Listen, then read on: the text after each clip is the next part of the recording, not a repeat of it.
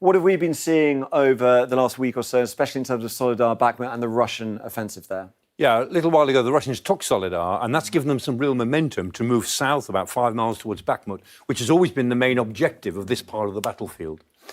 So what we're going to show you here is what we've been working on. A lot of these are based on social media posts. The red is Russian-controlled, what's assessed to be under control. Yellow is claimed to be Russian-controlled. We've located some Russian positions along here. These are social media posts where we've been able to verify them. We'll show you how we do some of the verification work, but we'll show you with a Ukrainian position first. This is a video posted in the last week or so by a Ukrainian soldier. Very visible landmark there. We've seen a lot of that throughout this war.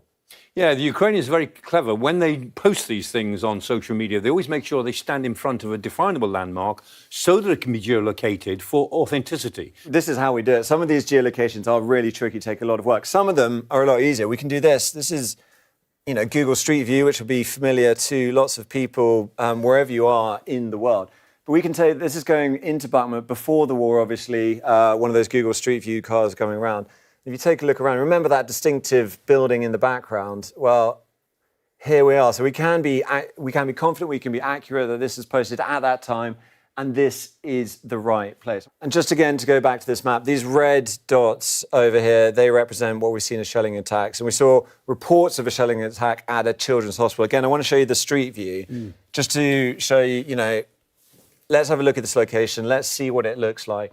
Again, these are tools accessible to everyone. It doesn't require spy satellites or on-the-ground informants. And this is how a lot of people are doing it. So look at that building, very distinctive, white and yellow. This is a video posted, again, relatively recently.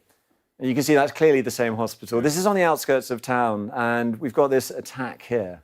Yes, it's difficult to mistake a building like that. If it was targeted, almost certainly it was targeted deliberately. The crater is quite interesting. It's a very deep crater. Let's go back to the crater there. Yeah, just have a look at that. Because that crater is, you wouldn't get that with an artillery shell. That sort of crater is made by a sort of 30, 50 kilo warhead, and that's a missile. So it's a cruise missile, might even be a ballistic missile. But the sort of damage to the building and the depth of the crater tells you that that was a pretty big armament that hit it.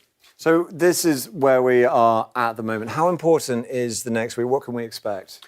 Well, I think this is the end game in Bakhmut now. The Russians have got north and south of the city. At some point, they're trying to close the ring. They won't take the centre because the Ukrainians hold the centre, and it's very difficult to attack the centre of a city, house by house. But if they get round behind them, the Ukrainians will have to decide, can we keep the ring from closing, or do we arrive at the point where we've got to say, OK, boys and girls, get out. We've got to leave now, live to fight another day. And I think we're getting to that point within a few days. Well, President Zelensky has said that Bakhmut will be a fortress, but a very difficult situation, lots of contested fighting, lots of contested information. We will be bringing the latest on Sky News, the latest in verified information as soon as we get it.